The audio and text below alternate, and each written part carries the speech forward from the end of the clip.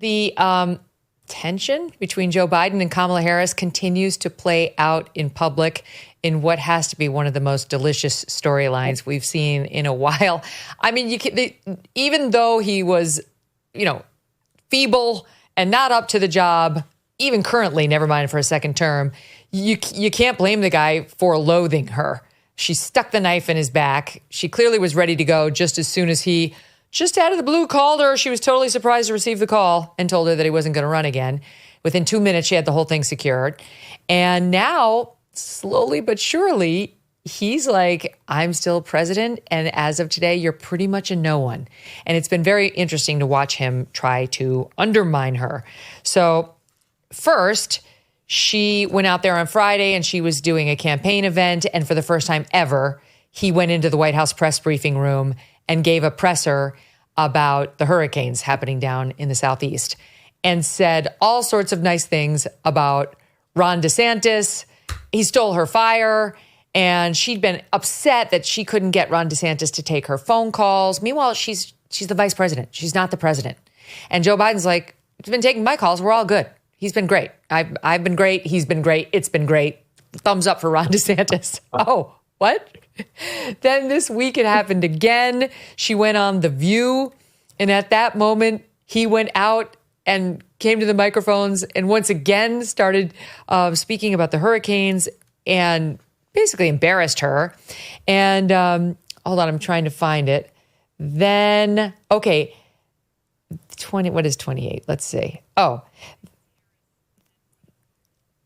so then Kamala Harris comes out and she digs at Ron DeSantis. She's mad that he won't talk to her and make her more relevant and important than she is. And Ron DeSantis is basically like, there's this gnat bothering me on my shoulder as I'm trying to manage the safety of millions of people. Here's a little sampling of that in 28.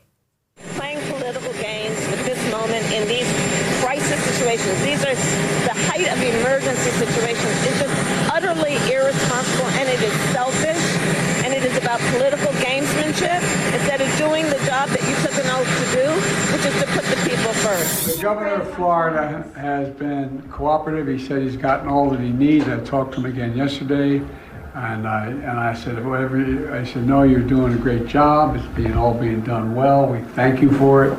And I literally gave my personal phone number to call. Okay, so that's a flavor. She's not content to leave it at that. She's got to make Ron DeSantis seem like he's the partisan hack here trying to politicize a hurricane. He's actually got work to do. He can't sit on a sex podcast and talk about men's testicles all day long like she's been doing. He actually has to manage a massive pair of storms that are endangering his citizens' lives. And she doesn't care. She goes out on The View just Tuesday as Milton was bearing down on Florida and doubles down on her attack. Here it is in SOT 27. I have called and talked with, in the course of this crisis, this most recent crisis, Democrat and Republican governors. Called, taken the call, answered the call, had a conversation. So obviously, this is not an issue that is about partisanship or politics for certain leaders, but maybe is for others. Mm-hmm. It's about the fact that he doesn't need you and has made clear you've never called him ever before during all the hurricanes that have hit Florida while you have been vice president, ever. And there's a reason you are desperate to be in contact with him right now. I'll give you one more, Glenn. Two more, actually. Stand with me. Then President Biden, that same day, she was on The View on Tuesday. He goes out to a presser on Tuesday, and here's what he says. The governor of Florida has been cooperative. He said he's gotten all that he needs. I talked to him again yesterday, and I said, no, you're doing a great job. It's all being done well. We thank you for it. And I literally gave my personal phone number to call. So I don't know. There was a rough start in some places, but every governor from Florida to North Carolina has been fully cooperative and supportive and acknowledged what this team is doing. And they're doing an incredible job. But we got a lot more to do. Okay, so that was Tuesday. Then Tuesday night, she goes on with Colbert and she attacks him again. She attacks him yet again. DeSantis says he's managing the storm because she just can't let go of it. And then DeSantis finally goes on with Bret Baier last night as he's trying to sound the alarm about the dangers in Florida and urging people to evacuate the targeted area. And he gets asked about this nonsense, and here's what he says in SOT 24. And I heard what you said about Vice President Harris and the phone call. Did she ever get through? You know, Brett, like I said, my job is to marshal resources and work with everybody to have an effective response. And she thinks it should be about her. If I honestly thought that there was something to be gained, I would pick up the phone and call her. The fact of the matter is she has no role in this process. She's not part of the chain of command. I am working with President Biden and FEMA and our state and local partners, and we're getting the job done. She has never been interested in any of the storms we've had in the state of Florida for her entire time as vice president. Now she's out there attacking me because I'm not catering to her whims. All she's trying to do is inject herself to be a part of her political campaign. I don't have time for political games. We've got a job to do. We got people's lives on the line, and that is our sole focus.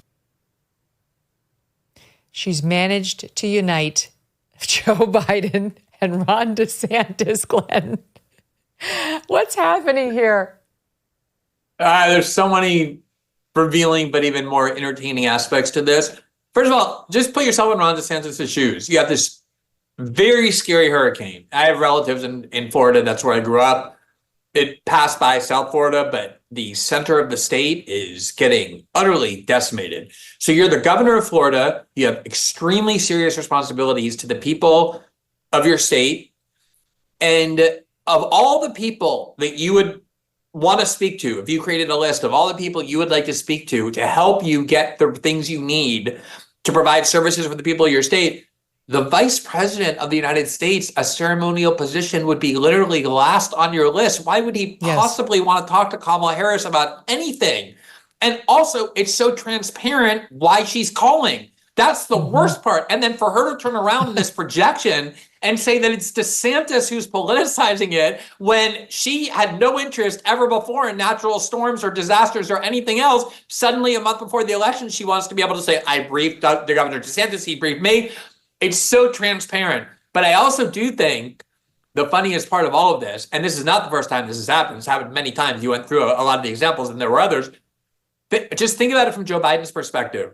He did not want to drop out of the race. He believed, whatever is true, that he had the right to run, that he could have won, that was his nomination that he secured, that was rightfully his. And the only reason he got out of the race was because he was threatened by Barack Obama and Nancy Pelosi and everyone surrounding Kamala Harris that if he didn't get out of the race, they would continually destroy his legacy through leaks and even invoke the 25th Amendment to force him out for the first time in history if he refused at the end of the day, not because they cared about his competence. Had he been ahead, they would have been fine with it, but because they knew he was going to lose. Imagine after 50 years in politics, you finally get the one thing you've been seeking your whole life, which is the presidency, and all these people who are supposed to be your allies stab you in the back day after day in the media. You don't think that he's harboring all sorts of vindictiveness and anger, not just at Kamala Harris, but at the entire Democratic Party establishment? And don't you think that if Kamala loses on election day, the person who's going to be laughing the hardest is going to be Joe Biden? Because they were the ones who were so sure. So of course, a lot of this is intentional. You don't stay around politics in Washington for 55 years and not understand that every time you're praising Ron DeSantis while she's out attacking him, that you're purposely sabotaging her in the most delicious and I mean, it proves that at least part of Joe Biden's brain, like the political part that's probably the most active because it has the most practice, is very much still working, at least to the extent to enable him to enjoy that. Totally agree. And now you get pieces like this one from NBC News today. Biden didn't know Ron DeSantis had refused to take Harris's call when he praised him as gracious. Okay, hold on. Sure, Jan. No one believes that. Also, why would that matter? Why would that matter? Biden was saying, our relationship has been great. Everything he's asked for, we've given him. Everything we've asked of him, he's been doing. Why would it even matter if he was taking Kamala's calls or not? That wouldn't affect anything that Joe Biden was saying. Think about how ridiculous it would be for Joe Biden to say, oh, he and I are working together all the time, but I'm a little upset that he's not talking to Kamala Harris as well. Why would he want to talk to Kamala Harris? Why not talk to Pete Buttigieg? Or I don't know, you could just pick a random person in the government who could do more for you than Kamala Harris, who literally controls nothing. So, or like, it's just Mayorkas, who's been dealing with some piece of the FEMA funding. I mean, you've got choices other than Kamala Harris. So here was the interesting thing. DeSantis says, if I thought there was something to be gained, I would call her. Well, maybe he's selling her too short, because Harris is saying that she had a call with the Democratic mayor of St. Petersburg, Florida, and she had this ditty to offer. Watch. Let me just, first of all, thank you for just answering the call to lead in the way that you have. In a time of crisis, your folks are looking in your eyes to see something in you that lets them know everything's going to be okay. And the outreach from the White House and from FEMA has been excellent, and we're really going to need your help. Okay, well, know that you got it, and know that you are invited to give any feedback about what you might need in real time. Oh my God, Glenn. People need to look in your eyes. This is why Ron DeSantis does not return her calls.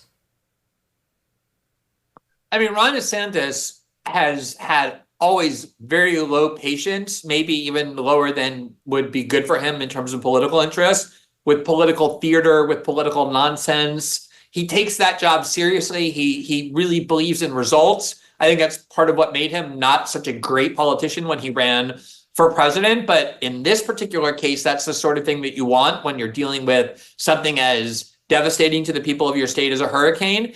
And the idea that he would even consider for a moment having some performative theatrical call with Kamala Harris, knowing that she doesn't care in the slightest about the hurricane, the suffering of these people. She's only looking for a campaign ad, must just disgust him so much.